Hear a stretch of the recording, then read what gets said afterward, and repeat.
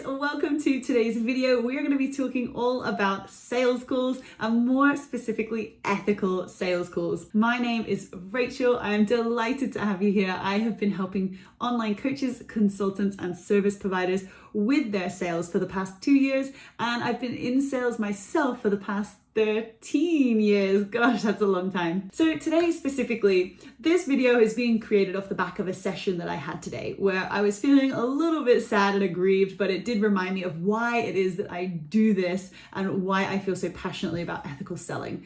So this particular client, she was saying how a lot of the information that she had, they were taking her on as a client. She was exploring different sales coaches and consultants and said that they were putting a lot of pressure on her and they were, scaring her into making decisions. So it's prompted me to make this video today because I feel like there's a big problem in the online coaching and consulting space and also agency, any kind of service online where people are getting their information from the same kind of sources. And in my opinion, they are pretty out of date.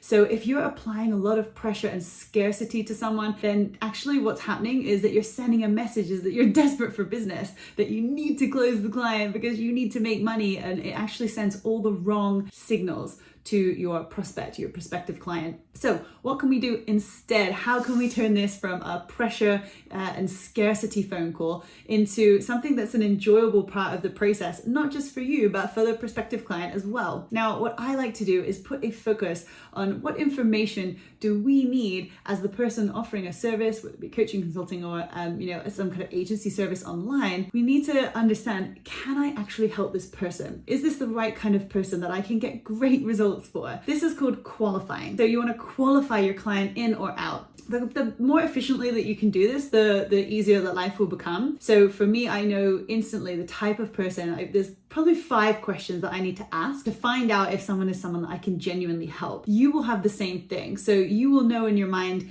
what information makes someone an ideal client for you, or near enough an ideal client for you, or someone that you could close, but if you did close, it's going to be a little bit more of an uphill struggle. Maybe you can't actually get results for them. Maybe they're not an ideal client, but you would like the money. In my opinion, it's like, yes, you want to make money. Yes, you want to get people through the door, but it is really, really important to actually provide amazing results, making sure that people walk away from an experience with you really happy. So you could make a little list of exactly what it is that you need to find out to determine if this is someone that you can help. So you know whether you can qualify them in or out. Write those things down, write those questions down, and make sure that you have the answer to those before you take somebody on. So how do we do that? So for me, what has helped me a lot, I'm not a pressure and scarcity type salesperson. I much prefer authentic, ethical, all these types of consultative. There's all these different types of words that lend itself to a more relationship building sales style rather than something which is, I guess, more, closing focused.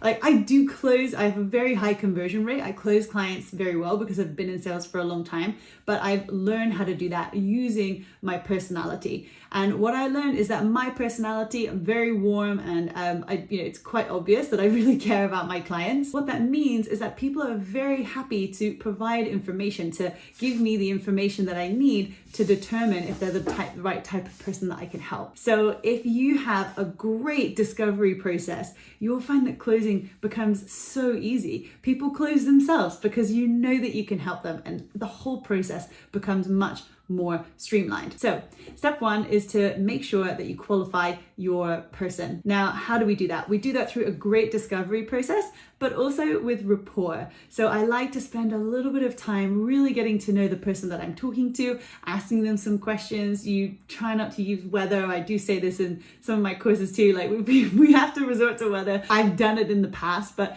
ideally it's better look at the person, see if you can find location. Is it somewhere you've been? Look at the company or their content.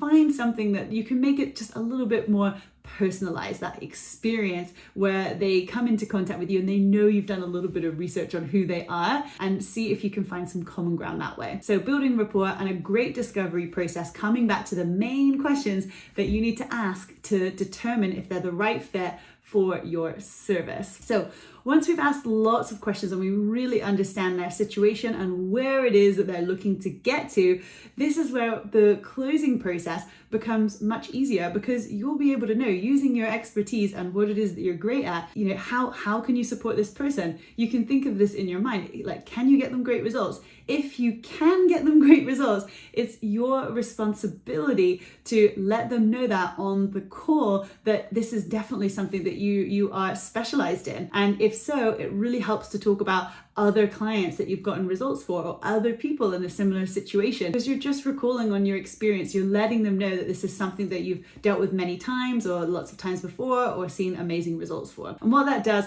is that gives someone a lot of confidence that they're in the right place, that you can definitely help them. You can even let them know, look, you're in the right place. This is exactly the sort of thing that I help with. So when you actually need to come to the point of communicating what the prices are and how this all works and everything else, you've built so much value into your call. You really understand how you can support them, and they understand that you're an authority. Then actually you can do things like price testing. So I actually ask people, what is it that you've budgeted to solve for this problem? And sometimes people will give you that, sometimes they won't, but then you can test with different ranges to say, look, most of the time when people come to me, they're looking at either investing this much or this much. I would love to understand what it is that you've budgeted for something like this. And then they can talk to you about their budgets and where it is that they're at. And then again, we're further qualifying if this is someone that you can definitely help. If someone doesn't have any money and they have absolutely no budget whatsoever for your service, then they're not a client anyway. So it's actually really important, and it's nice for you to know that sometimes you can't win them all. You cannot win them all. So at that point, it becomes not a numbers game, but in a way it is a bit of a numbers game. You can't close absolutely every single person. And some coaches and some gurus out there are probably going to say that you can. I'm telling you, from my perspective, you can't close everyone. But what you can do is reverse engineer the outcome that you're looking for by getting some practice in, making sure that you're having these conversations, you're practicing your discovery, you're doing price testing, you're doing all these types of things so that you can get to know, what's my close rate? How many conversations do I need to have to actually close a client? So some close rates can be 10% if you're just starting out, and you need to speak to 10 people to get one client, that, in which case that's okay. You just know that you actually have to put a little bit more effort into your lead generation efforts. Again, if you need to know more about lead generation, I'm going to leave some links below so you can get more info on that. But if you're just at the point where you need to convert more of your calls, practice, take notes, get good discovery, and make sure that you're building rapport and asking the right questions. I hope you found this helpful. Please like and subscribe to my channel. I will be sharing ethical sales tips consistently, and you'll find lots of free resources on my website too. Have an amazing day.